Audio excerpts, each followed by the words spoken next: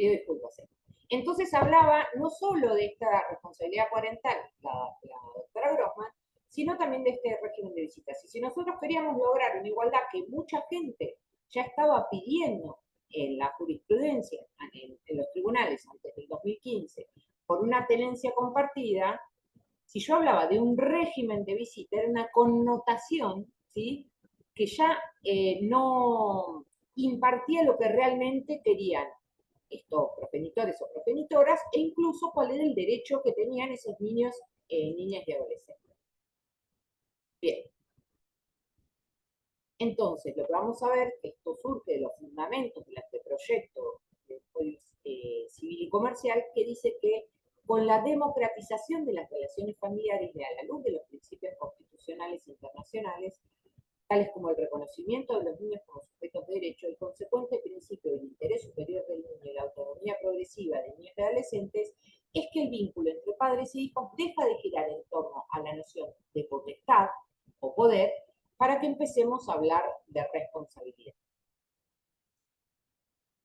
Esto también, dentro de lo que eran los fundamentos. ¿Se acuerdan de los fundamentos que salieron en el año 2013 junto con el anteproyecto de Código Civil y Comercial? Dice, el lenguaje tiene un fuerte valor pedagógico y simbólico.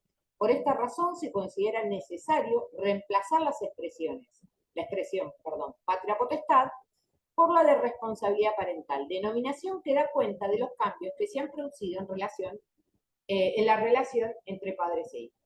La palabra potestad de origen latino se conecta con el poder que evoca la potestad del derecho romano, centrado en la idea de dependencia absoluta del niño en una estructura familiar jerárquica.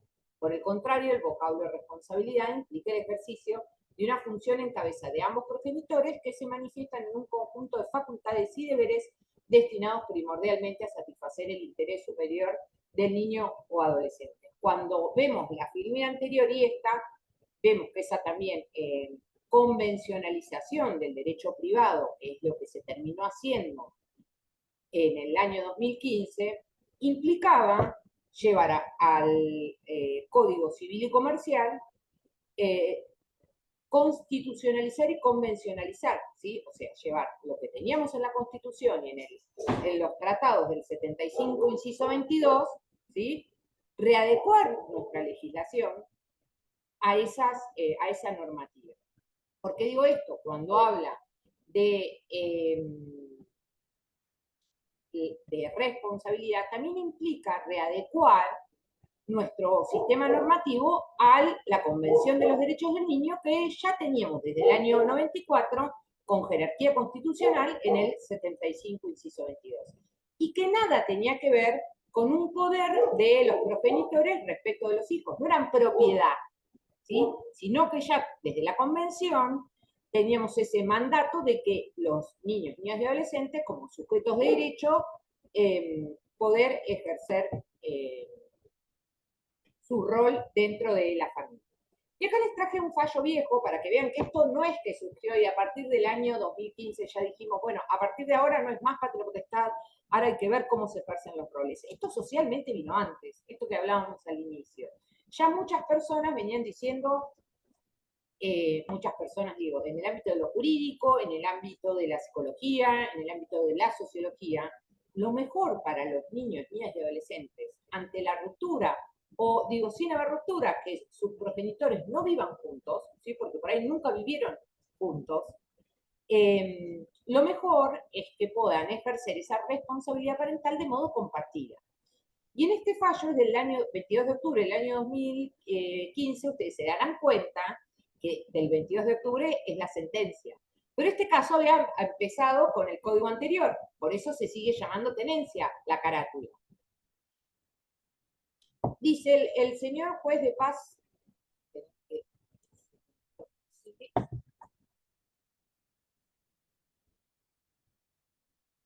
bien, el señor juez de paz letrado de Colón dictó sentencia desestimando el pedido de tenencia exclusiva que efectuaran las partes respecto de los menores de autos. Y en cambio decretó la tenencia compartida de los mismos, precisando que AJPA residirá, es el niño, residirá principalmente con la demandada y EGFA vivirá 4 días de la semana con el acto. se agrave el progenitor, el señor asesor de incapaces destacó que los menores refirieron sentirse bien cuando están con ambos padres. Creo que esto es trascendental, la escucha que hizo el asesor de incapaces de esos niños eh, sobre los cuales se iba a resolver su responsabilidad parental, en este caso se había caratulado como tenencia. Bien, ¿qué dijo la Cámara? El actual Código Civil y Comercial de la Nación resulta aplicable al caso de Marras, puesto que su artículo 7 prevé que los efectos o consecuencias de las situaciones jurídicas pendientes, como ser la adjudicación de la tenencia de un menor ante la separación de los progenitores, operada con anterioridad a la nueva ley, se rige por esta ley. O sea que le voy a aplicar este caso, que se inició con anterioridad al código, le voy a aplicar el código nuevo, en función del artículo 7. Y dicho cuerpo normativo prioriza expresamente el criterio adoptado, artículo 651, el criterio este de tenencia que había puesto el juez compartida, relegando a un segundo plano el ejercicio unipersonal. La razón fundamental de tal cambio de postura reside en la idea de que la crianza de los hijos de manera exclusiva por uno de los progenitores no es lo más conveniente para el menor de edad. Muy por el contrario, el paradigma de la sociedad actual es que el cuidado de los hijos de padres no convivientes debe ser compartido por los dos progenitores. Por ello, el juez deberá considerar como primera medida el cuidado personal compartido. Hasta acá lo que quería mostrarles, que todavía no vimos todo lo que dice el Código de Responsabilidad Parental, es que ya en el año 2015 esto se venía aplicando, ¿sí? Incluso con anterioridad, incluso a veces declarando inconstitucional el código, los artículos del Código Viejo que decían que un progenitor tenía que ejercer la tenencia y que el otro tenía que tener un régimen de visitas. Incluso muchas veces declarando inconstitucional a través de la jurisprudencia el artículo que establecía esa preferencia de la tenencia de los niños menores de 5 años respecto de la madre. No sé si se acuerdan, los que lo vieron con el Código Viejo o los que con el nuevo existía esa preferencia, salvo razones muy graves en las que la madre no pueda tener la tenencia. Respecto, voy a dejar de compartir un segundo, pero esto que es algo que quienes han cursado muchas veces lo hemos hablado, pero ahora lo traigo acá. Lo que tenemos en el marco del derecho de familia, que nos juega antes hubiese dicho muy en contra, ahora veo que en algunas cuestiones nos puede ayudar, es los medios, las redes, o socialmente el que toda persona tiene, o suya, o al lado, o más o menos cerca, una familia. Y en función de eso, creo yo, todas las personas opinan de derecho de familia, por el solo hecho de tener una familia. Entonces, constantemente por los medios nos dicen cuánto hay que pagar de cuota, cuál es el problema que tiene la adopción, qué tenés que hacer si te separás para que no te saque la mitad de los bienes. Vieron que de eso opina todo el mundo. Incluso yo, los que trabajo ahí, vienen a las audiencias y a mí ya me dijo un compañero de trabajo cuánto tengo que pasar de cuota. El código dice, la ley dice. Entonces, en esto del lenguaje que estábamos hablando recién, que seguimos, digamos, desde quienes estamos en el espacio, en el ámbito del derecho, bregando por esa modificación del lenguaje, sabemos que todo eso sucede y una de las cuestiones que nos juega en contra, sí, es esto, los medios, las publicaciones que se hacen. No sé si ustedes lo ven bien, yo lo leo, traje solo 2 recortes. Una madre ausente, rencores de años y la disputa por la tenencia de un chico de 12. ¿Quién es quién en la familia de un porno? Esto es del 2019, ya teníamos 4 años de código, ¿sí? Digo, en el marco de un recorte periodístico. El periodista que va a publicar. La justicia decidió el régimen de visita de Isabel y Francesca. Esto es de este año. Pobre, agarré estas noticias al azar, no porque tenga nada contra. Pero acá sigue hablando de régimen de visita, ¿sí? Entonces a veces esta transformación cuesta más porque desde los medios o desde el periodismo, que a veces parecieran ser los que saben de todo, ¿sí? Se sigue insistiendo en esta terminología. Yo traje estos ejemplos, pero ustedes si miran a cualquier lado siguen hablando. ¿Y ahora quién va a ejercer la patria potestad? ¿Y ahora qué va a pasar con esto? ¿Sí? Bien. Vamos a ver entonces ahora qué es esto de que nos trae que nos trajo hace 10 años ya el Código 9, el 638, que nos dice que nos habla de una definición nueva, con un nombre nuevo, que es la responsabilidad parental, y nos dice que es el conjunto de deberes y derechos que corresponde a los progenitores sobre la persona y bienes del hijo para su protección, desarrollo y formación integral mientras sea menor de edad y no se haya emancipado. Y esta es la definición que nos trae el Código. A su vez, el Código en el artículo siguiente dice cuáles son los principios generales que tienen que regir esta responsabilidad parental. ¿Sí? Interés superior del niño, autonomía progresiva del hijo conforme a sus características psicofísicas, actitudes y desarrollo. A mayor autonomía disminuye la representación de los progenitores en el ejercicio de los derechos de los hijos. Y el derecho del niño a ser oído y a que su opinión sea tenida en cuenta según su edad y grado de madurez. Esto para cualquiera de nosotros que estudia Derecho o que es abogado, no nos es nuevo. ¿En qué sentido? Estos principios, ¿sí? Vuelvo a decir, son un derrame de la Convención de los Derechos del Niño, ¿sí? Que ustedes ya han visto en muchos otros ámbitos del Código Civil en lo que respecta a niños, niñas y adolescentes, ¿sí? No sé por qué clase van, no sé si vieron adopción, pero en adopción también van a haber principios que, bueno, por eso, gracias Luciana. En adopción también van a haber principios generales que tienen que ver con el interés superior del niño, la autonomía progresiva y el derecho al niño seguro. Después vamos a ver que en cuanto ustedes ya lo habrán visto, en cuanto a niños, niñas y adolescentes, el Código Nuevo nos trajo muchas innovaciones, porque esto de la autonomía progresiva se ve reflejado en el código cuando hace una clasificación, ¿sí?, de edades. Entonces tenemos que a partir de los 13 años es un adolescente, que, ¿sí? Entonces, ¿qué implica respecto al ejercicio de los derechos? La autonomía progresiva. Esto de que a mayor autonomía disminuye la representación de los progenitores en el ejercicio de los derechos de los hijos. Esto que estamos diciendo, y que uno a veces dice, no, pero tiene 16 años, esto lo puede resolver solo. El código establece que necesita una autorización. En la diaria, ustedes como abogados y abogadas van a ver que también nos cuesta mucho, ¿sí?, que se entienda eso y todo el mundo dice, no, menos de 18, no, entonces tiene que venir con el padre. Y digo, anécdotas tenemos millones, pero porque en algún punto pueden votar, pero uno a veces los va a buscar un examen y le dicen, no, tenés que venir con un adulto. Digo, muchas cuestiones que todavía socialmente no se ha adecuado a esta nueva normativa que seguimos diciendo nueva, porque tenemos un código viejo, pero que ya tiene 10 años. Bien, estos son los principios generales que van a regir esta responsabilidad parental.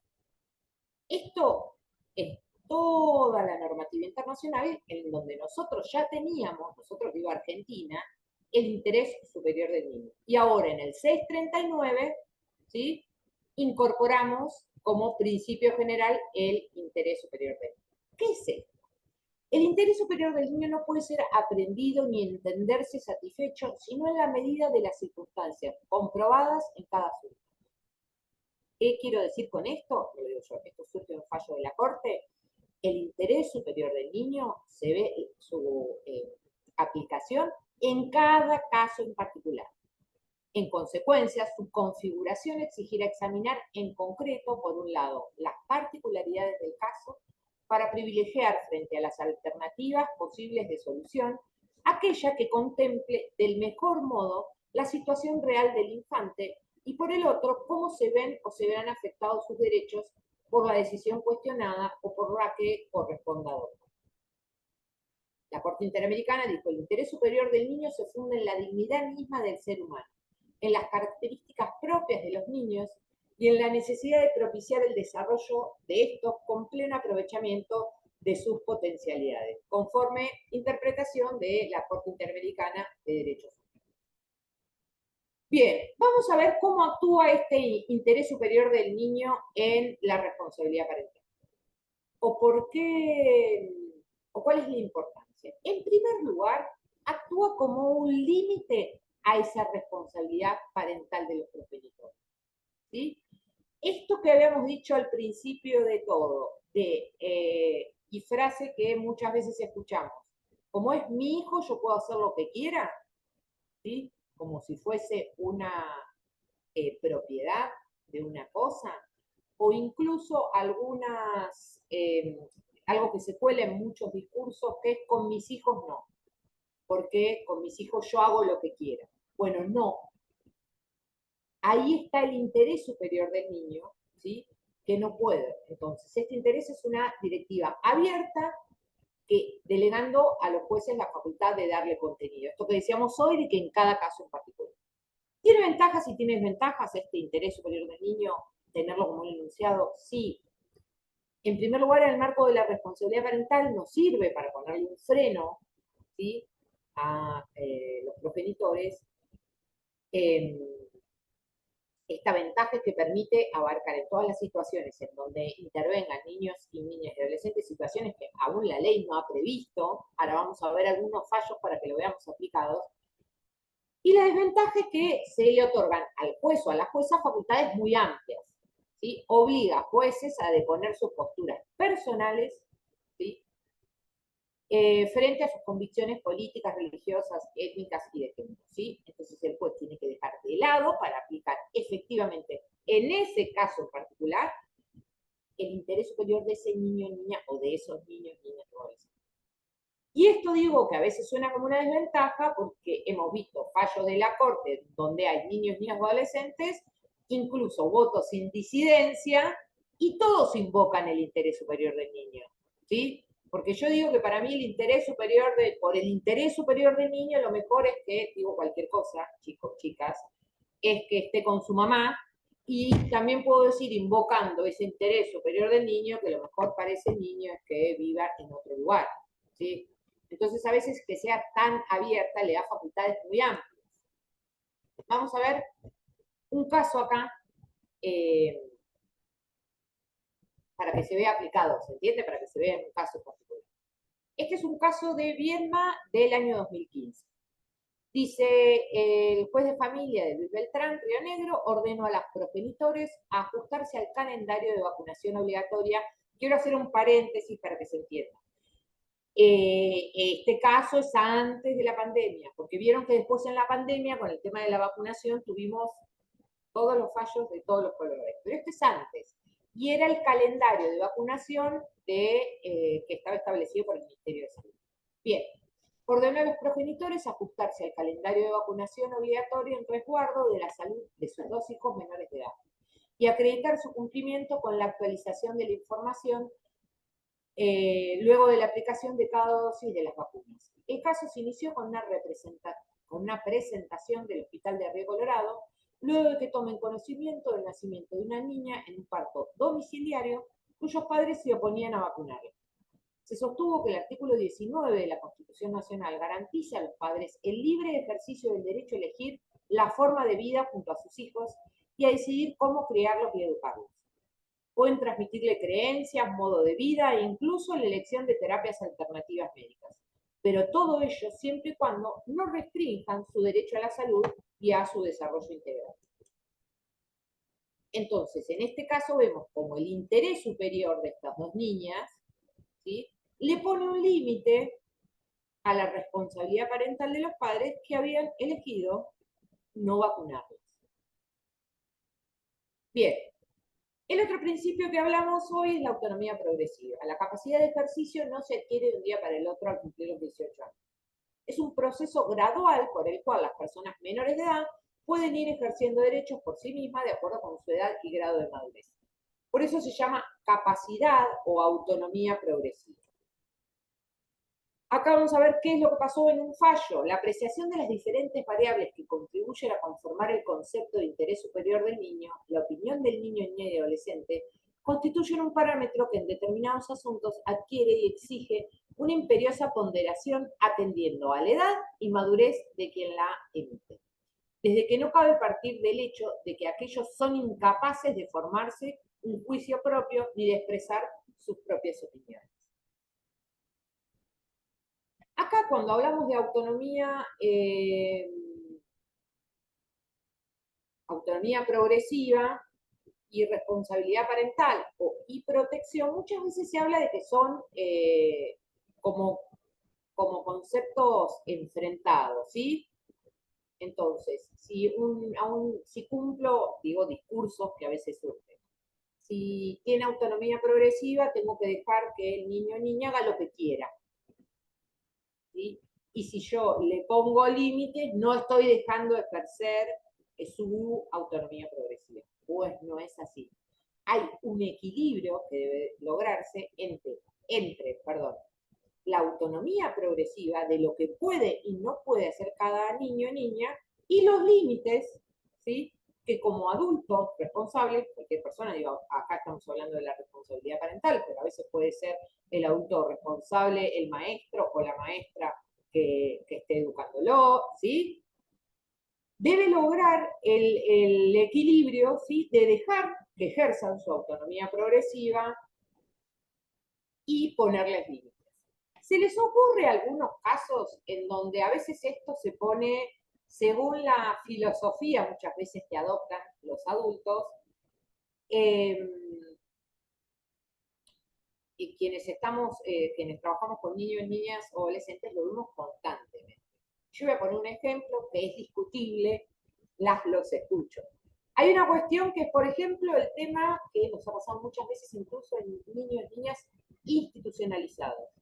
¿Cómo quieren tener el pelo? Algo que si nosotros vamos algunos años para atrás, es cierto que nos lo imponían. ¿Sí? Cuando tenías el pelo largo, pues seas nena, nene, ¿sí? Cuando tenías que tener el pelo corto, cuando tenías que tener el pelo largo, quién te lo cortaba o cómo se hacía. Hoy, mucha gente insiste con eso, ¿sí? Desde el lugar de responsabilidad, entonces, sin hablar del caso extremo, yo no digo el caso extremo de tiene el pelo larguísimo, no se baña, le afecta a la salud, no estoy hablando de ese caso extremo, sino por qué ese niño o niña no puede ejercer esa autonomía progresiva a la edad que sea, porque pienso, a la edad que esté diciendo, que ya pueda decir, de hecho lo está diciendo, yo no me quiero cortar el pelo, o a la inversa, me quiero cortar el pelo, quiero tener el pelo cortito, no me importa si soy mujer, si soy varón. Digo para pensarlo también con ejemplos. Y también, tampoco implica esta autonomía progresiva, esta capacidad progresiva, que si un niño corre peligro con alguna elección que esté teniendo, ¿sí? O el típico ejemplo, creo que Guará traje uno acá, por eso no lo quería spoilear, el de la chica que no iba al colegio, ahora después se lo voy a mostrar, la madre dice, ay, no, no la llevo al colegio porque mi hija dijo que no quería ir. No, ahí hay que poner un límite, es responsabilidad de los adultos decir, no, acá no, ¿sí? Porque hace a los derechos, ¿sí? Es como cuando uno lleva a un niño a vacunar, como en el caso de recién, que sí, lo más probable es que muchos niños, niñas, no se quieran vacunar, lloren, y sin perjuicio de eso, el adulto tiene como responsabilidad, tiene que insistir de la forma que pueda porque tiene que cumplir con esa responsabilidad. Bien, cualquier cosa, abren los micrófonos, me paran, me dicen, me preguntan.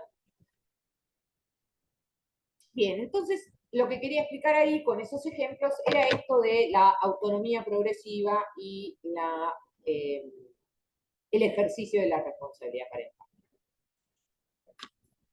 Vamos a ver acá lo que establece esta autonomía progresiva. El artículo 24 habla de personas incapaces de ejercicio y dice, son incapaces de ejercicio en el inciso B, las personas que no cuentan con la edad y grado de madurez suficiente con el alcance dispuesto en la sección segunda de este capítulo.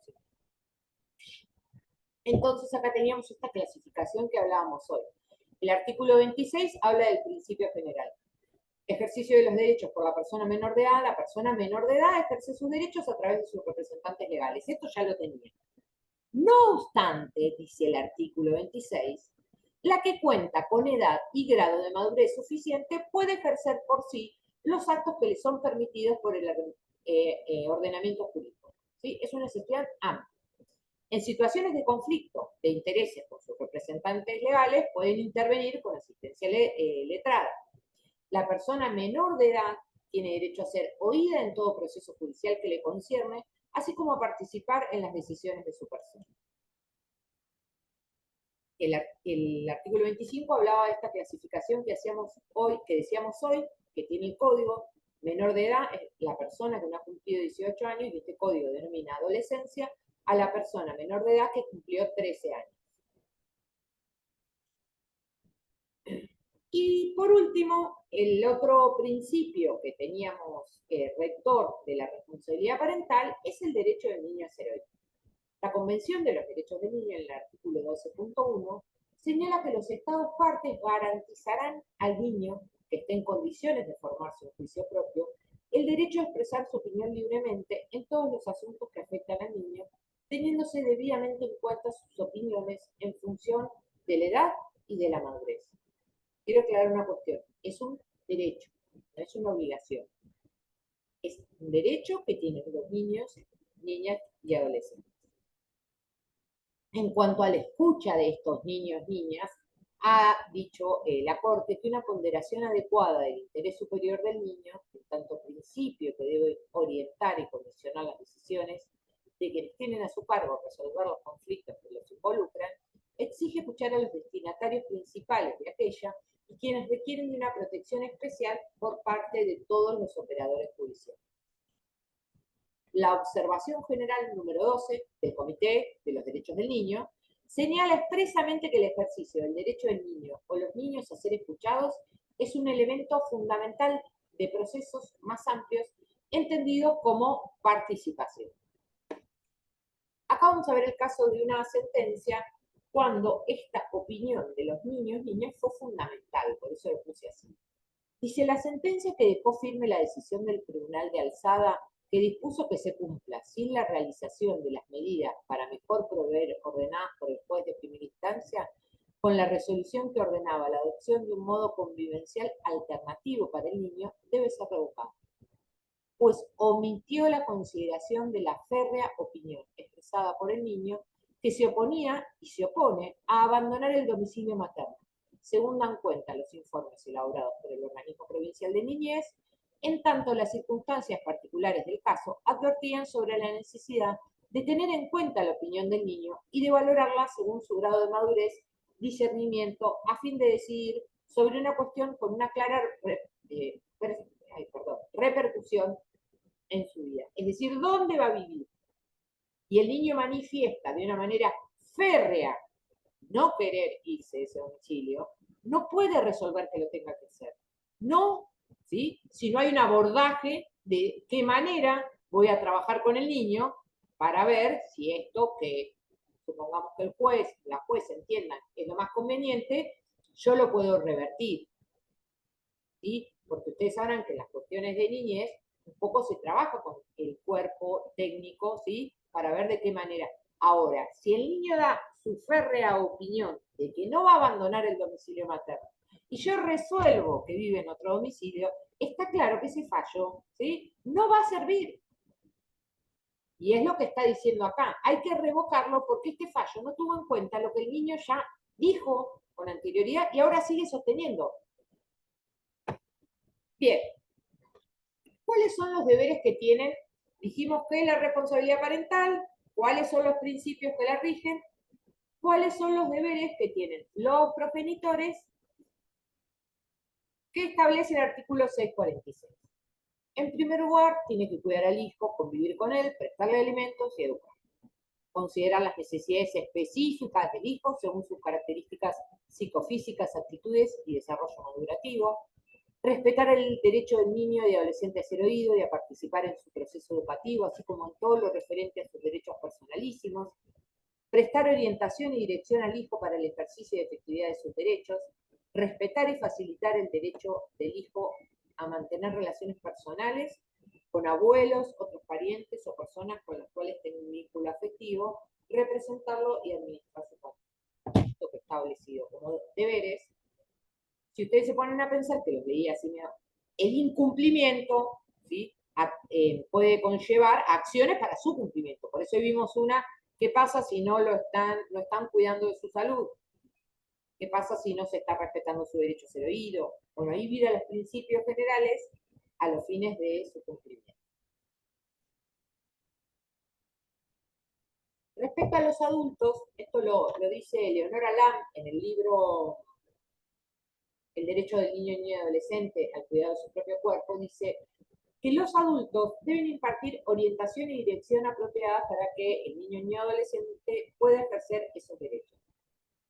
La adquisición de habilidades requiere información, orientación, consejo y supervisión.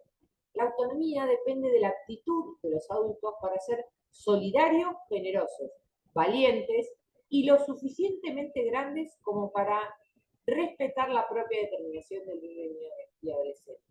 Y esto lo traje acá por esta transformación que decimos, no solo del vocablo o de la terminología, sino también de los roles. ¿Sí?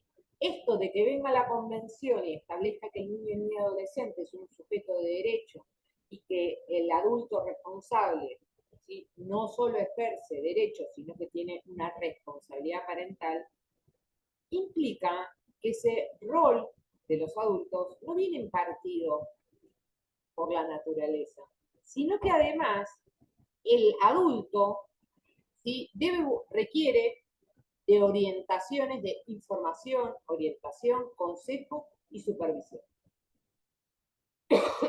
Perdón. Bueno.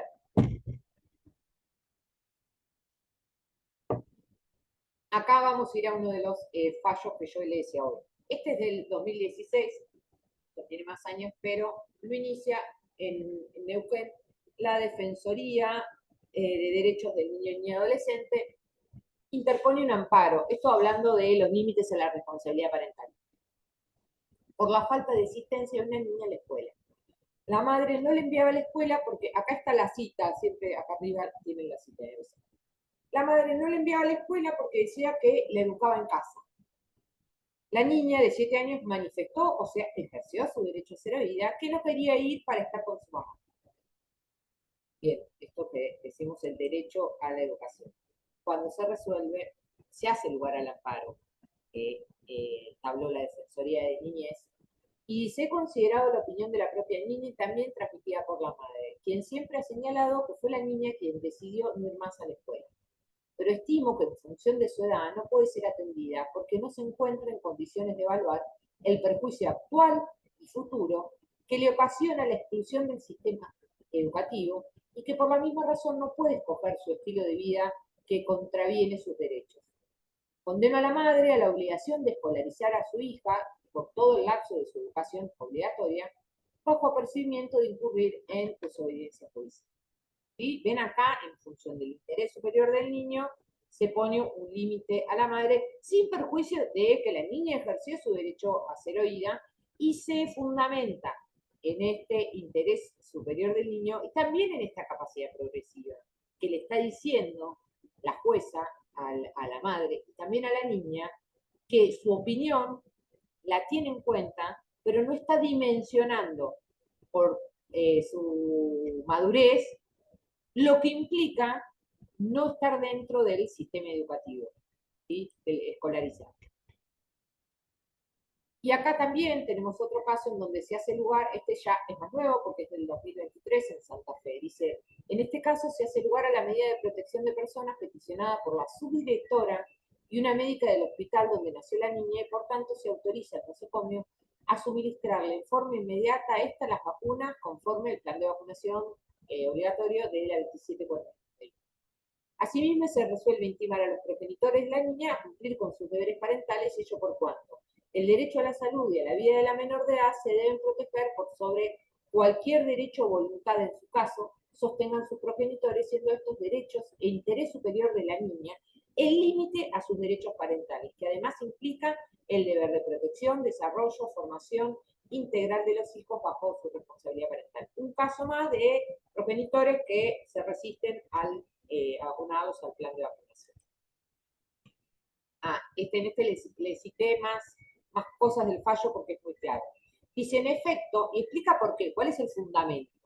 La vacunación, según el plan obligatorio, representa un límite a la prerrogativa parental, es decir, a la responsabilidad parental, dado por el interés superior del niño y la afectación a la salud pública, prevención de enfermedades, y de acuerdo con la política pública sanitaria establecida por el Estado. Cita todos los artículos de la Convención de los Derechos del Niño, la Constitución Nacional, la 26061, la Ley de Promoción y Protección de los Derechos de Niños, Niñas y Adolescentes, eh, y este fallo que es del 2023 del Código Civil y Comercial.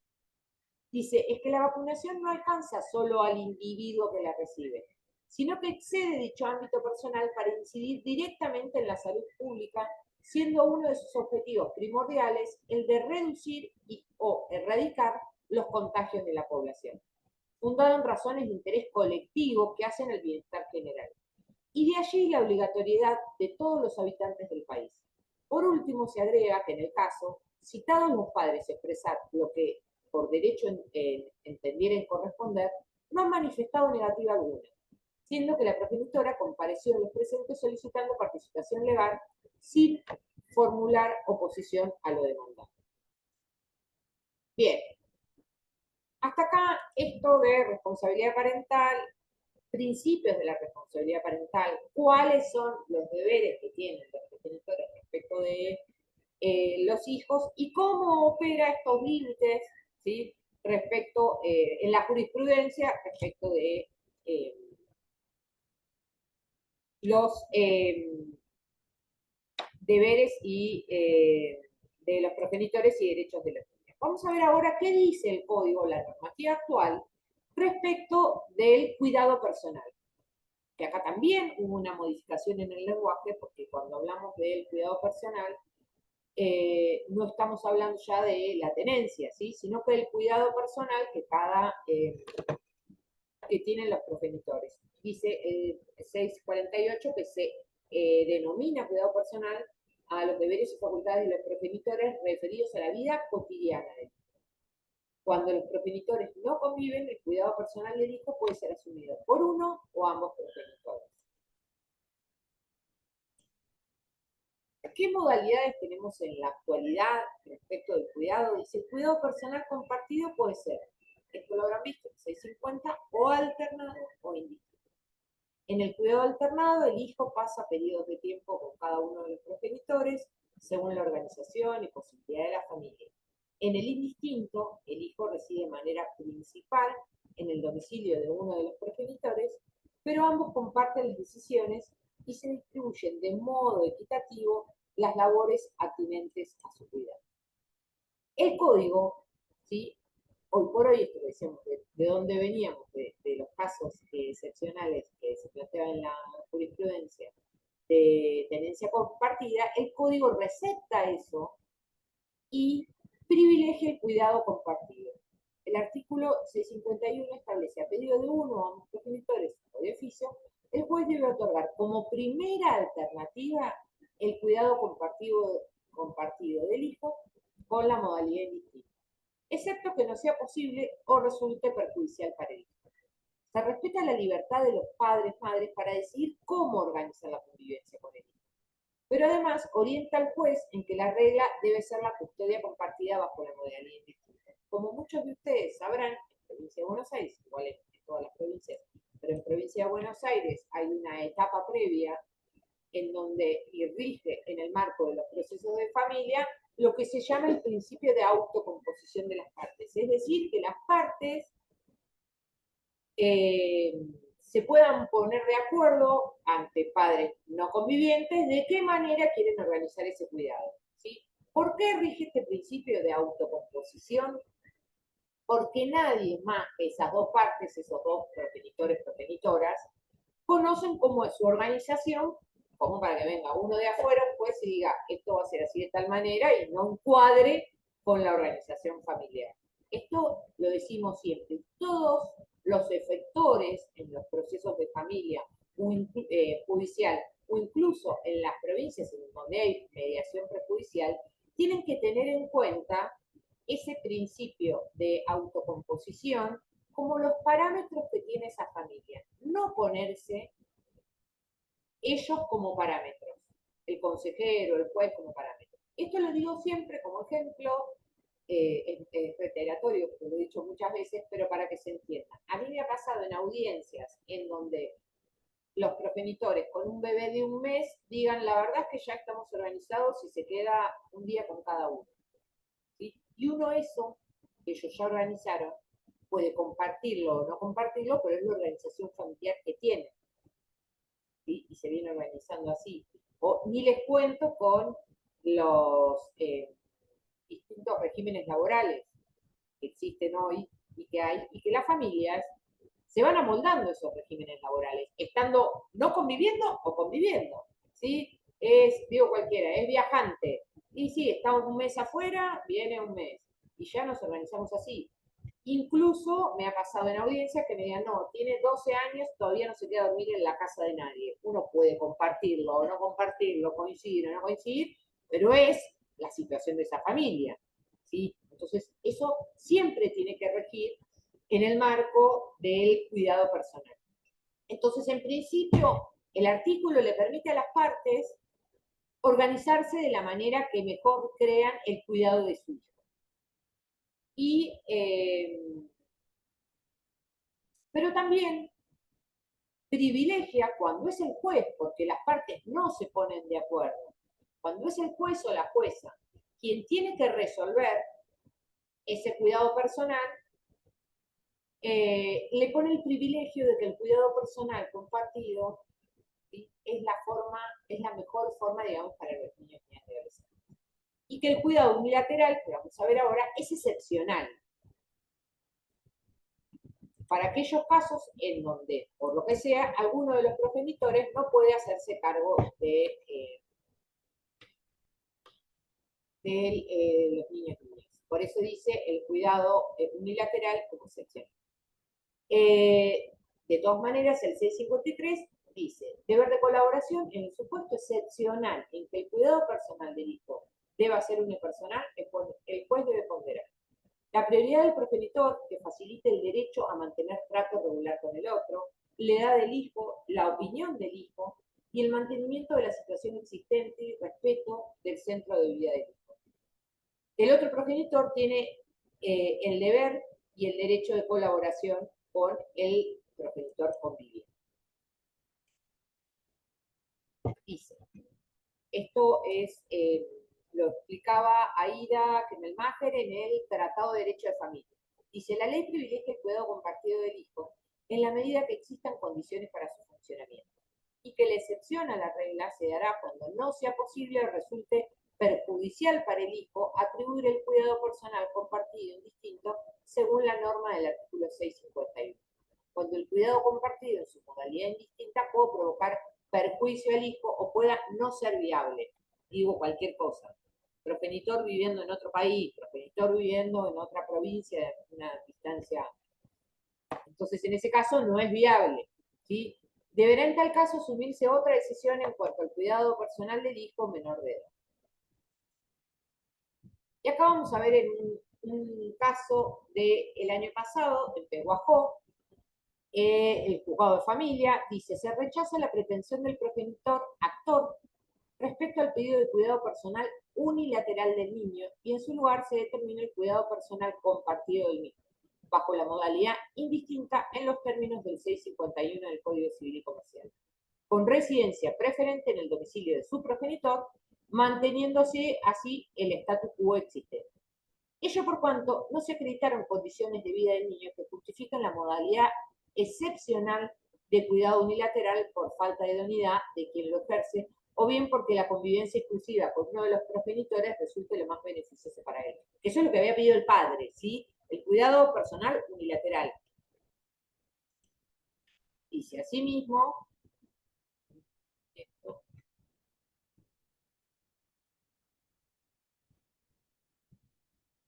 asimismo, lo peticionado por el demandante iría contra el criterio rector en la materia que recomienda evitar innovaciones para que no se someta a los hijos a cambios y desarraigos sin justificación, y mantener en lo posible el statu quo del momento, en protección del mejor interés del niño y de su centro de vida. En este sentido, en las circunstancias del caso, El mantenimiento del estado de situación existente asegura la continuidad de las relaciones personales y contacto del hijo con ambos padres, de modo regular y en igualdad. Permite la permanencia del lugar de residencia y evita alterar las funciones cotidianas compartidas.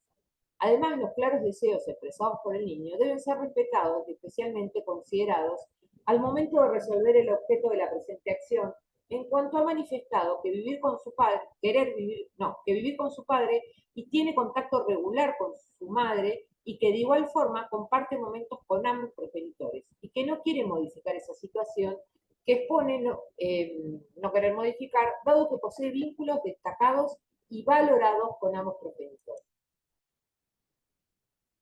Bien, ¿les parece? Ahora vamos a ver para llegar, hacer 5 minutos, ¿quieren hacer 5 minutos de pausa? ¿Quieren ir a cambiar el mate? Son las 5 y 6 y 7, ¿vamos volviendo? Dale. ¿Alguna duda que tengan, algo que quieran preguntar? Cualquier cosa, encienden los micrófonos. Voy a seguir compartiendo. ¿Qué es lo que sucede antes de empezar con este fallo? Que lo voy a pasar medio rápido porque tiene que ver mucho con alimentos, que es lo que van a dar, creo que la clase que viene, con Luciana Pietra. Pero algo que sucede comúnmente, como hablábamos cuando se judicializa un alimento o una situación de cuidado personal respecto de los niños, niñas o adolescentes. Como hablábamos hoy de esto de tener en claro el principio de acuerdo, ¿sí? de las partes, también sucede que en muchos casos no se pone, ¿sí? Y en los casos de responsabilidad parental, y alimentos y el cuidado personal, que no se ponen de acuerdo, es complejo, ¿sí? Al momento de la resolución, si no hay esta cuestión de autocomposición de las partes. Y si es un fallo aleccionador, en un fallo aleccionador, una jueza ordenó delegar en el padre todas las decisiones que giran en torno a la escolaridad de sus hijos por el plazo de 2 años ante los constantes desacuerdos entre ambos progenitores. Es del 2018 en Tigre. Se los voy a resumir un poco porque en pocas palabras para poder avanzar con otras cuestiones y en función de que seguramente la valorización económica de las tareas de cuidado la den al momento de dar alimentos. Pero en definitiva lo que le pasaba a estos progenitores es que no se ponían de acuerdo absolutamente con nada, ¿sí? Ni con el cuidado personal, ni que viva con la madre, ni el derecho de comunicación con el padre, ni las cuestiones atinentes al colegio, ni la cuota alimentaria, en todo eso. Y si se lleva a cabo la audiencia conciliatoria en la que se abordan las cuestiones atinentes a la elección del colegio para el ciclo lectivo 2018, en la que a pesar de los esfuerzos desplegados por todos los participantes y la extensión de la audiencia, no les resulta posible llegar a un acuerdo. Entonces ambas partes solicitan que sea la jueza quien decida a qué colegio irán sus hijos en el ciclo de 2018. Asimismo, frente a la dificultad de comunicación existente entre los padres, digo, un combo en lo que es difícil resolver cuando a todo esto se suma que no hay comunicación entre ambos progenitores. Y lo que surge del certificado que adjunta el señor A propone que se realice un tratamiento psicológico y sugiere una licenciada, a lo cual la madre no presta conformidad y solicita que sea con otra terapia. Las partes no logran ponerse de acuerdo en casi nada y se ponen en cuestión los ingresos de cada uno de los progenitores y de los niños, también donde van a vivir. Acá hay una cuestión que muchas veces les va a pasar en el ejercicio de la profesión o en casos que lleguen, es que el desacuerdo también radicaba en cuestiones económicas, ¿sí?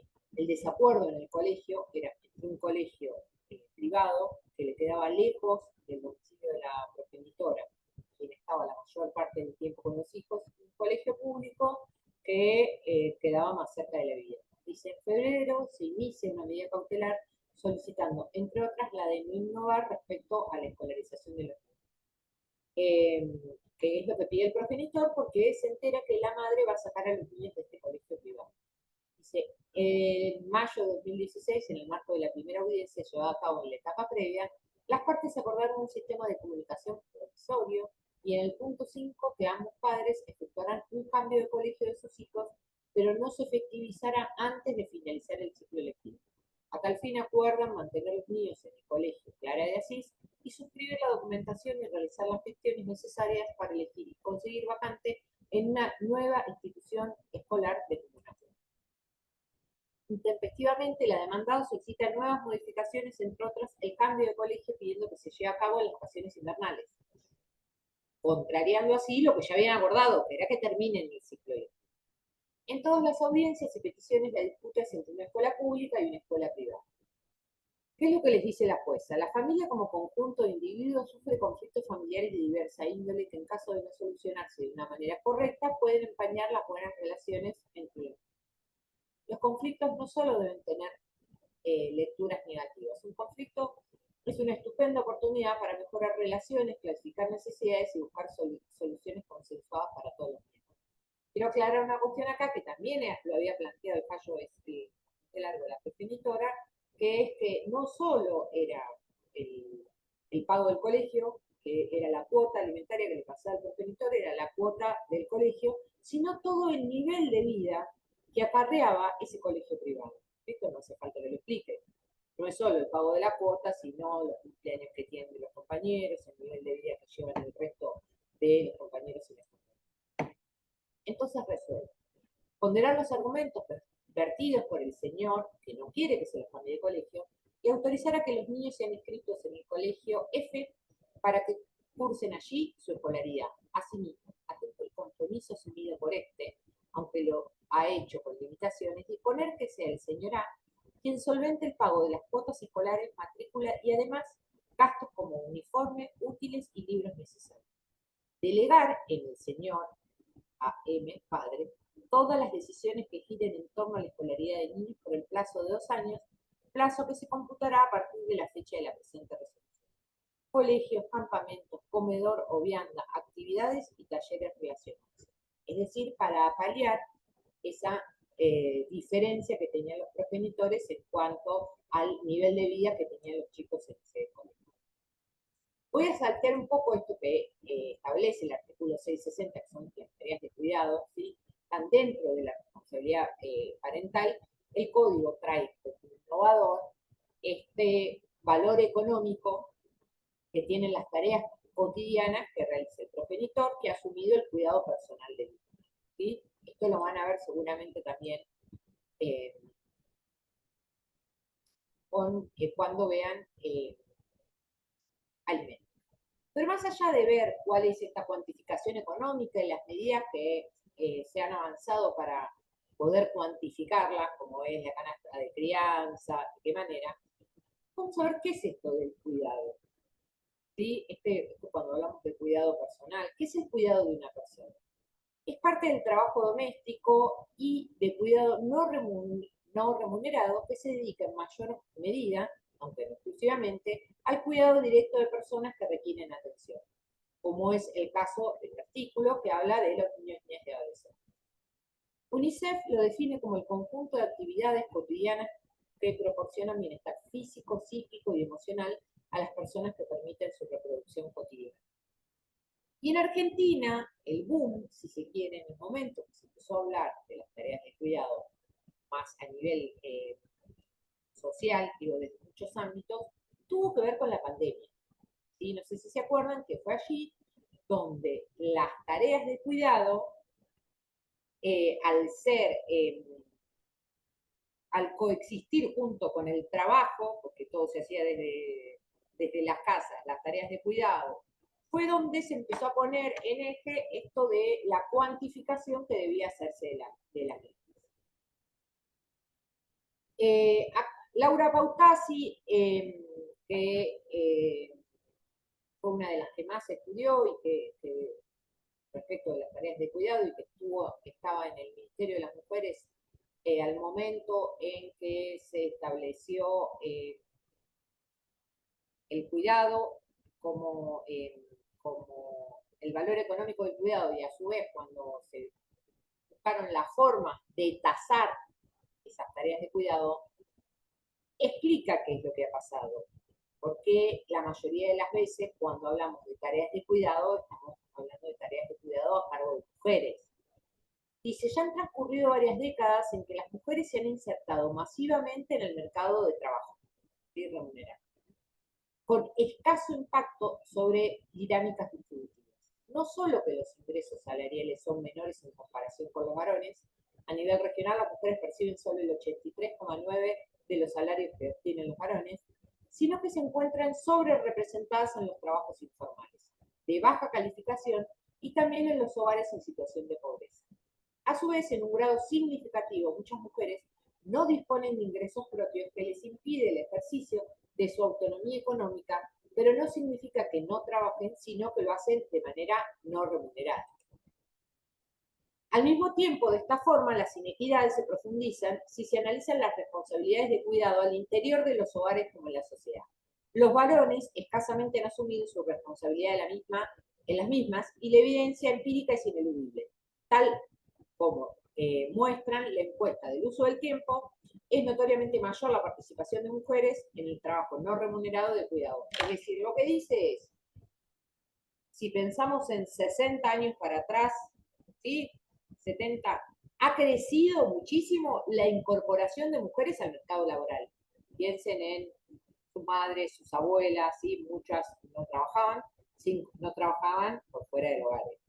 Se incorporan las mujeres al mercado laboral, pero no creció proporcionalmente la incorporación de los varones a las tareas de cuidado. ¿Eso qué quiere decir? Que las mujeres se han incorporado al mercado laboral, pero nunca han podido abandonar del todo o de la misma manera proporcional las tareas de cuidado. Bueno, acá tenemos algunas encuestas que esto se lo voy a dejar para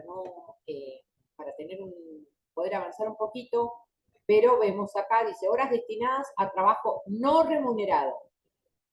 ¿Sí? Acá tenemos las mujeres y acá tenemos los varones. Se analizará qué porcentaje del total de horas dedicadas al trabajo no remunerado realizan varones y mujeres. 3 de cada 4 horas de cuidado recaen sobre las mujeres. 3 de cada 4. Bien. Estas un poco. Quiero llegar a lo último de la responsabilidad parental, que es la delegación del ejercicio de la responsabilidad parental. Esto también lo prevé el código, que no estaba previsto en el código anterior, porque son situaciones que efectivamente pasaban en la realidad. Es decir, voy a poner un ejemplo típico. Tengo 16 años, ¿sí? Tuve un hijo o una hija y hasta por cuestiones de obra social, que no le puedo dar porque tengo 16 años, o por una cuestión de que estoy haciendo el colegio, ¿sí? Yo delegaba esa responsabilidad, y un ejemplo típico, en mi mamá. Pero eso formalmente no estaba establecido legalmente, ¿se entiende? ¿Qué pasa? Esta abuela que se estaba haciendo cargo, porque además, por ejemplo, vivían todos en la misma casa, pero no podía solicitar que le incorporen a la obra social. No podía solicitar algún beneficio que haya por tener un niño o niña a cargo. ¿Sí? Bien, entonces, ¿qué es lo que establece el artículo 643? En el interés del hijo y por razones suficientemente justificadas, los progenitores pueden convenir que el ejercicio de la responsabilidad parental, no la titularidad, sea otorgado a un pariente, sin perjuicio de lo establecido en el 674. El acuerdo con la persona que acepta la delegación debe ser homologado judicialmente, debiendo oírse necesariamente al hijo. Tiene un plazo máximo de 1 año, pudiendo renovarse judicialmente por razones debidamente fundadas por un periodo más con participación de las partes involucradas. Los progenitores conservan la titularidad de la responsabilidad parental y mantienen el derecho a supervisar la crianza y educación del hijo en función de sus posibilidades. Lo que yo dije recién es un ejemplo. pero puede haber otra situación. ¿Qué es lo que prevé? Que hay un acuerdo de partes que lo van a homologar. ¿Sí? Eso es la delegación. Hay un acuerdo de partes. ¿Por qué digo esto? Porque después vamos a ver que hay otras situaciones en donde no hay acuerdo de partes, pero igual hay que sacar esa responsabilidad parental. En este caso del año pasado, del 2024, en Tucumán, dice una niña de 10 años de edad, quien desde los 7 meses vive al cuidado de su madrina y con contacto con su madre biológica, quien no da su conformidad para delegar la responsabilidad parental de su hija en favor de la primera, la madrina. Se desestima la solicitud de prórroga para el ejercicio de la responsabilidad parental articulado por la cuidadora. Asimismo, se resuelve admitir el pedido interpuesto por la niña en el sentido de mantener inalterado su actual entorno de vida, basado en una convivencia prioritaria con la familia afectiva encabezada por la madrina, y establecer como medida positiva un modelo de familia alternativo basado en la cocrianza responsable y respetuosa de los derechos de la niña. En efecto, a partir de los postulados normativos del Código Civil y Comercial, en los que la responsabilidad parental está en cabeza de la madre y del padre, y las tareas de cuidado cotidiano están a cargo de la referente afectiva, de forma casi exclusiva, se aprecia una hipótesis de desdoblamiento funcional del derecho humano de la niña a vivir en familia, preservar sus relaciones personales estrechas y alcanzar un nivel de vida adecuado para su progreso físico, mental, espiritual, moral y social. De esta manera se reconoce la coexistencia de las responsabilidades parentales y de cuidado asignadas a la madre y a la madrina, respectivamente, como elementos fundamentales y complementarios para el desarrollo integral de la niña. Es decir, se opta por un desdoblamiento funcional donde las responsabilidades para el desarrollo integral de la niña se distribuyen entre el rol parental ejercido por la madre y las tareas de cuidado asumidas en forma primordial por la madrina. Esta estructura, en términos de medidas positivas, promueve una relación en la que la titularidad de la responsabilidad parental y las funciones de cuidado son vistas como interdependientes y complementarias, cada una limitando y ejerciendo a la otra para beneficio del desarrollo de la niña. Acá lo que vemos es que, ¿qué primó en este fallo? A pesar de que la madrina pedía una delegación de la responsabilidad parental, la madre se oponía, todo el interés superior de esta niña. Y así esta combinación que hace la jueza en el ejercicio y la titularidad de la responsabilidad parental.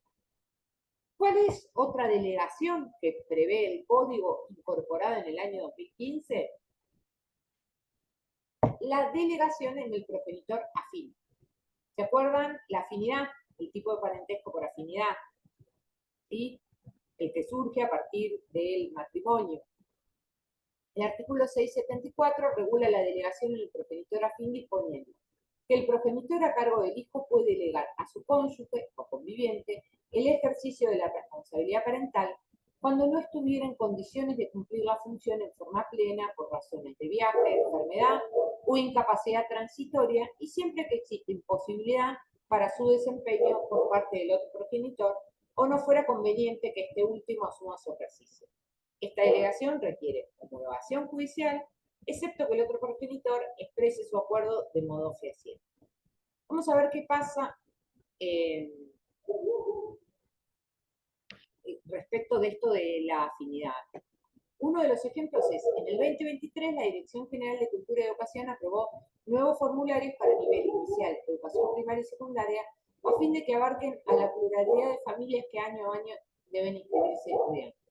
Los documentos anteriores requerían exclusivamente los datos de la madre y el padre, recortando la realidad familiar a la heteronormatividad, pero también desconociendo que lo verdaderamente importante para la escuela es la información en torno a quiénes son las personas responsables de las y los estudiantes. Bien, y acá vamos a ver un caso de un progenitor afín.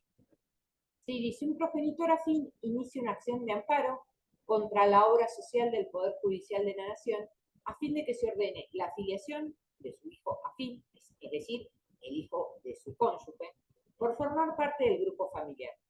Agrega que tiene 9 años de edad, posee certificado de discapacidad en virtud de padecer trastorno generalizado del desarrollo y que su conviviente recibe una pensión por fallecimiento del que era su cónyuge, el papá del niño.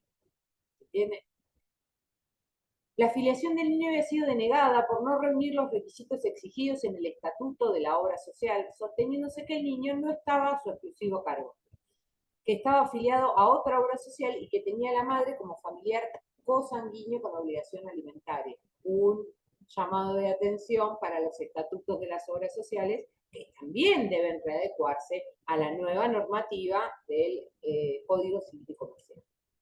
En primera instancia, cautelarmente se ordenó a la obra social que afilie al niño como integrante del grupo familiar del progenitor afín, debiendo otorgar las prestaciones médico-asistenciales que requiere. Esta decisión fue apelada por la demandada, la obra social, lo que dio lugar a la revisión de la alzada. En lo sustancial interesa destacar que la Cámara argumenta a partir de considerar que el caso se enmarca en aquellos cuya solución precisa de las nociones del derecho de familia constitucionalizado. Y sostiene la Cámara, teniendo en cuenta las especiales circunstancias que rodean el expediente, en tanto el padre del niño falleció, el progenitor afín asume una responsabilidad en el cuidado y protección de B, lo que incluye su asistencia integral y hace surgir la corresponsabilidad del Estado de adoptar medidas apropiadas para dar efectividad a los derechos y responsabilidades que al efecto se consagran. Cita artículo 18, 27 de la Convención de los Derechos del Niño, el 75, inciso 22, donde le incorporamos a la Constitución. Por lo tanto, toda disposición de inferior jerarquía, es decir, iba a decir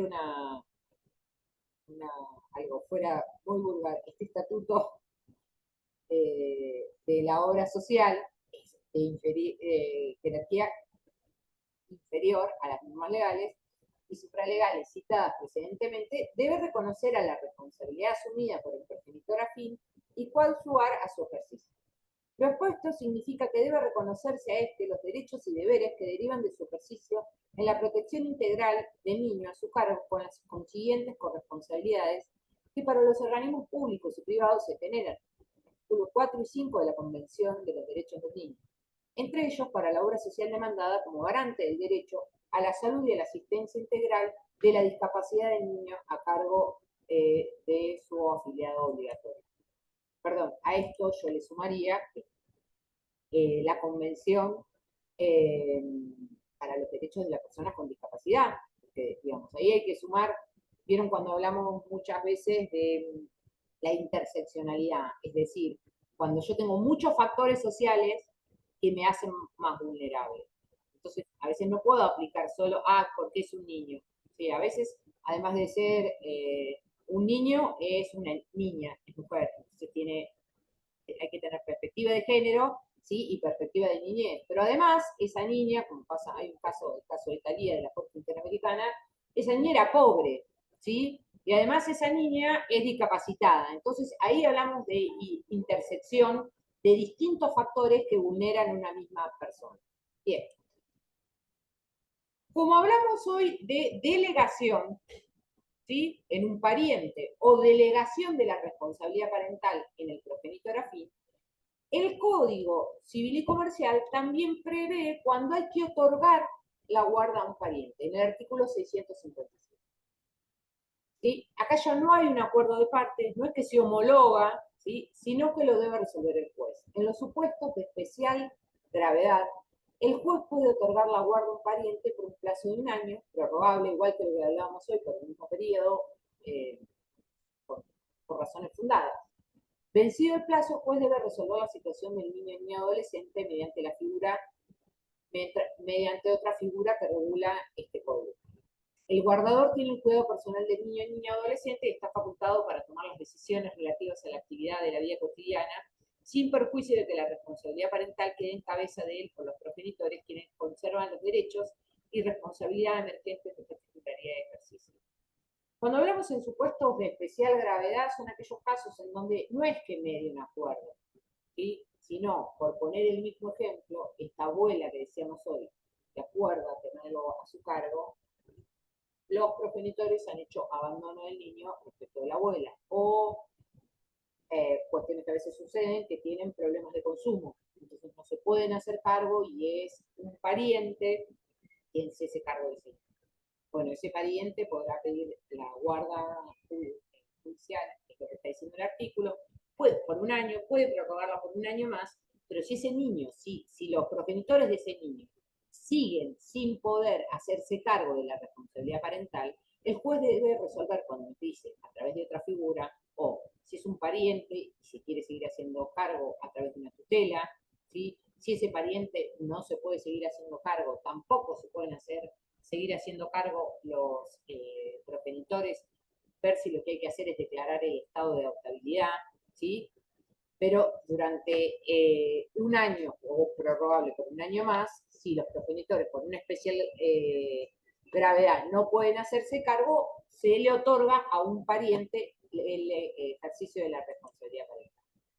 Acá vamos a ver un caso en donde, como los casos que estamos viendo, vieron que hace como la jurisprudencia, lo que hace es combinar la normativa del Código Civil y Comercial en función de los principios de la responsabilidad parental y de lo normado en los artículos 1, 2 y 3 del Código Civil, ¿sí? Que penetran en el Código Civil y rigen para todo lo que se regula, ¿sí? Dice, en este caso es de este año, un caso de un abrigo, no sé si vieron medidas de abrigo, si saben lo que son, si saben lo que son las medidas de abrigo, ¿sí? Si no me dicen, y explicamos rápidamente qué es una medida de abrigo. Bien.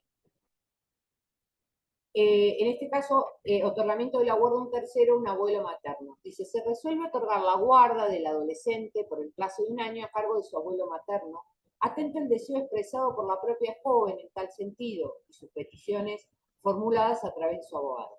Asimismo, se tiene en cuenta que el abuelo, desde que la niña era muy pequeña, se responsabilizó de la misma, ya que su progenitora se encontraba en situación de consumo problemático mientras el progenitor se encontraba privado de su libertad, garantizando el contacto con él mismo durante las salidas transitorias mientras se encargaba de los cuidados cotidianos de la niña. A esto se agrega que la situación de vulneración de los derechos de la niña es irreversible junto a sus progenitores, lo cual justifica la adopción de esta medida. Por otro lado, si bien en un primer momento el servicio local solicitó la declaración de adoptabilidad del adolescente, lo cierto es que luego modificó tal pretensión y acompañó el deseo de la niña, dado el cambio de circunstancias habitacionales del abuelo, y que finalmente cuenta con una vivienda digna donde poder alojar a su nieto. En efecto, en un primer momento el abuelo vivía junto a su esposa y 2 hijos propios en un garaje, donde igualmente recibía a su nieta durante el día. Luego se intimó al gobierno municipal que se considere una vivienda digna a favor de la niña para que sea cuidada por esta familia, para finalmente haber sido adjudicada la pareja del abuelo con una vivienda social que reúne las condiciones para albergar a toda la familia, incluida la niña del caso.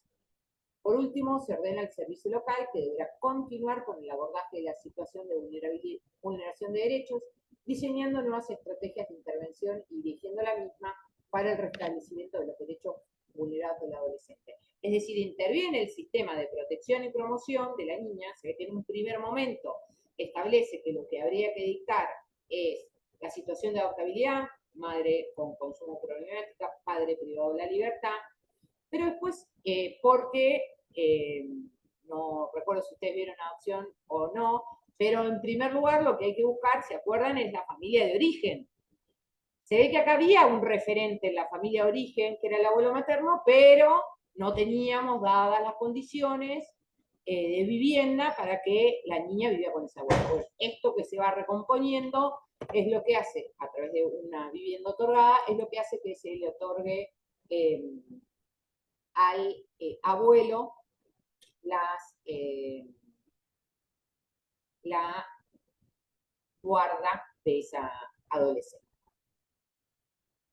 Bien, quiero igual dejar algunos minutos por si quedan dudas, pero ¿qué hacemos en los casos en donde hay intereses contrapuestos, esto que decíamos hoy, entre los progenitores, en el ejercicio de la responsabilidad parental o de los adultos responsables y los niños? Está claro que ya hablamos un poco de que el código establece que puede tener asistencia legal, ¿sí? Acá lo que van a ver es la 14.568, yo se la dejé, que es la ley de abogado del niño, y la obligación de informarle que tiene derecho a tener un abogado, la creación de los registros de abogados del niño, que lo delegan en el Colegio de Abogados de la provincia, ¿sí? Que se hace una especialización en el decreto reglamentario, qué es lo que hace el abogado. Y el abogado presenta patrocinio, defiende intereses, pero quiero llegar al conflicto que tenemos actualmente. Tampoco tengo las soluciones, pero digo, ¿qué es lo que ustedes van a ver que se plantea hoy por hoy en la FED? ¿Quiénes pueden tener abogado de niño? Porque esto está claro que la medida etaria de edad no lo dice ni el código, no lo dice la ley. Y acá en la doctrina se han planteado distintas posturas. Una postura amplia, como siempre nos pasa en el derecho, y que dice que en todos los procesos y para todos los niños, niñas y adolescentes es una obligación designarle abogado de niño. Una postura intermedia que dice que es un derecho del niño y que debe ser designado según su edad y grado de madurez, y una postura restringida que dice a partir de los 13 años, ¿sí? Es decir, que exige el discernimiento para actos lícitos establecido en el 261 y que sea. Pero estas son posturas doctrinarias, ¿sí? Hoy no está determinado. Y hay casos en donde tenemos bebés de 6 meses con abogado de niño, hay casos que tenemos niños y niñas con 10 años que se presentan con abogado y se revisan. Les voy a traer algunos casos jurisprudenciales para que vean cómo se ha ido resolviendo. Córdoba. ¿Qué es lo que pasó? Es que tuvo en cuenta el juez. Se rechazó el pedido de designación como abogado del niño a la letrada presentante y se declara inadmitida la demanda interpuesta con el objeto de obtener autorización del progenitor para que su hijo menor de edad se traslade a vivir con su madre a Brasil. Para así resolver, se tiene presente lo manifestado por el niño en la audiencia respectiva, de lo cual se infiere su deseo de mudarse con su madre a otro país. Pero también surge su incomodidad con su participación en el proceso. Y al opinar sobre los conflictos entre los progenitores, como así también expresó, que fue el abogado de su madre quien lo instó a buscar un abogado propio para iniciar la acción. ¿Sí? Acá la acción, el pedido de autorización para residir, no lo inició la madre, lo inició el niño con abogado del niño. Hago una aclaración que yo sé que la saben, pero para que quede bien claro. Una cosa es el derecho del niño a ser oído, y otra cosa es presentarse como parte procesalmente, con debido patrocinio, que tengo que ofrecer prueba, ¿sí? Bien. De allí se concluye que otorgarle al niño participación por derecho propio en el proceso podía exponerlo a responsabilidades para las que aún no está preparado conforme su gradual autonomía. Se insta a los progenitores a reflexionar sobre la importancia y los deberes derivados del ejercicio conjunto de la responsabilidad parental y sobre cuáles son las actitudes que se esperan en pos de salvaguardar al superior interés de su hijo. Por último, se considera sumamente cuestionable que un abogado o abogada haya recomendado que una acción de estas características, autorización para radicarse fuera del país, sea iniciada por el propio niño y no por su progenitora, ya que implica delegar en quien aún no tiene la madurez suficiente el inicio de una demanda que debería ser presentado por su madre, por lo que se le solicita a esta que ponga al profesional que la asesora en conocimiento de la presentación de solución. ¿Sí? ¿Se entiende esto que hablábamos hoy? Ese equilibrio que hay que lograr entre la autonomía y la responsabilidad parental. ¿Por qué digo esto? Porque también hay como un mito judicialmente de que si lo inicia el niño o la niña a la petición, es más factible que prospere. ¿Sí? Entonces, bien, este es uno de los casos. Otro de los casos es, según la edad y grado de madurez, si es necesario un abogado o si lo que hay que designar es un tutor ad litem. Y acá tenemos un caso de acá de La Plata. La Cámara de La Plata es bastante a favor siempre del tutor, en casos como este, y no del abogado del niño. Dice, la persona menor de edad puede designar a su abogado cuando posee madurez suficiente para tener su opinión propia y darle instrucciones, como cualquier persona le da a su abogado. Y esta situación coincide con la capacidad procesal. Esto es una manifestación de la capacidad de ejercicio y se rige por sus mismas pautas, aplicándose en consecuencia el paradigma de la autonomía progresiva. En el caso de los niños menores de 13 años, para demostrar esta capacidad procesal, deberá realizarse un incidente. Si los niños no han alcanzado la edad o grado de madurez suficiente para actuar en el proceso, toda vez que exista un conflicto de intereses entre el niño y sus progenitores, deberá designarse un tutor ad litem que represente los intereses particulares del niño en el conflicto con sus padres, sin desplazarlos en las diferentes esferas de la vida del hijo. Tutor ad litem, artículo 109 del Código Civil Comercial. Pero a diferencia del abogado del niño, defiende el interés del niño de acuerdo con su leal saber y entender, desde la mirada adulta, quedando mediatizado directamente desconocida cuál es su verdadera opinión. Y acá hay otro caso más.